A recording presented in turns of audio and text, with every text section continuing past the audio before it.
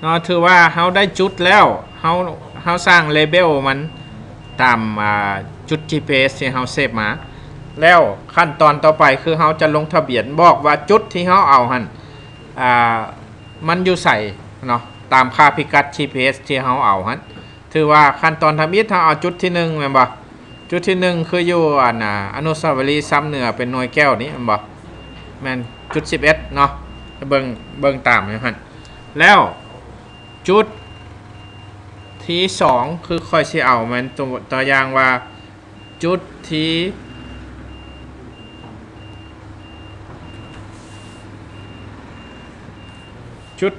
4ที่เฮาเอานี่แม่นทางแยกอันนี้เนาะจุดที่4นี่จะแม่น002นั่นบ่เฮาก็ดึงบอกว่าจุดที่4เพิ่นว่าเพิ่นเอากลางทางเนาะ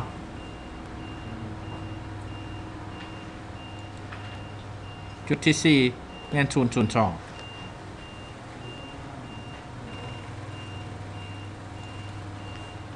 ชื่อบ่เนาะบัดนี้เนาะ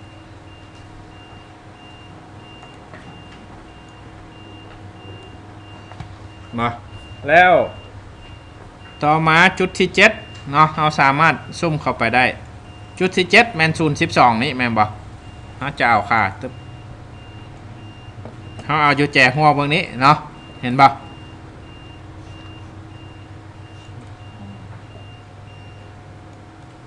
นะบอกมันจะปรับไปตามจุดมันแล้วเขาจะไป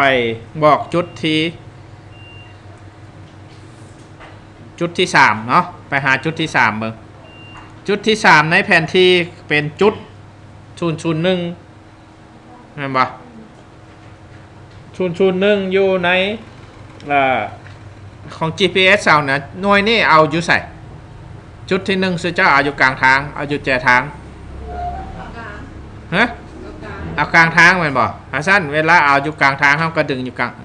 างทางเครื่องกลางเลยแม่นบ่เฮาก็ดึงใส่เนาะ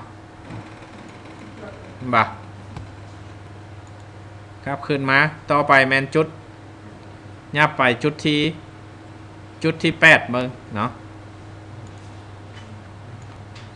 จุดที่8นี่เฮาเอาอยู่แจทางเข้า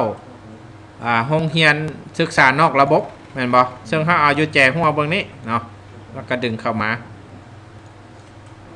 เนาะครับขึ้น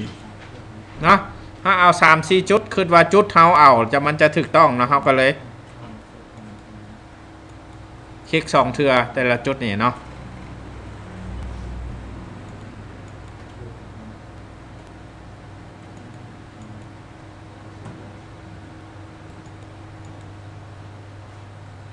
บัดนั้นเฮาไปเบิ่งตาราง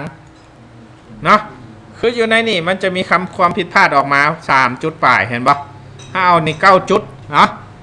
สั้นๆเขาจะไปลึบค่าที่ว่ามันใหญ่สุดออกตัวอย่างว่าจุดที่5นี้มันผิดหลายโพดแม่นบ่เขาไปลึบออกเนาะ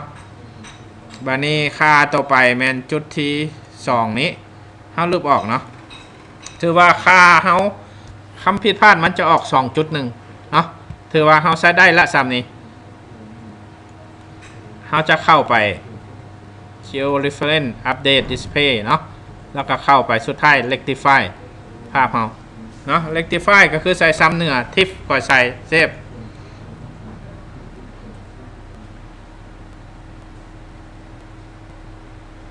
เนาะถือว่าขั้นตอนเฮาสำเร็จ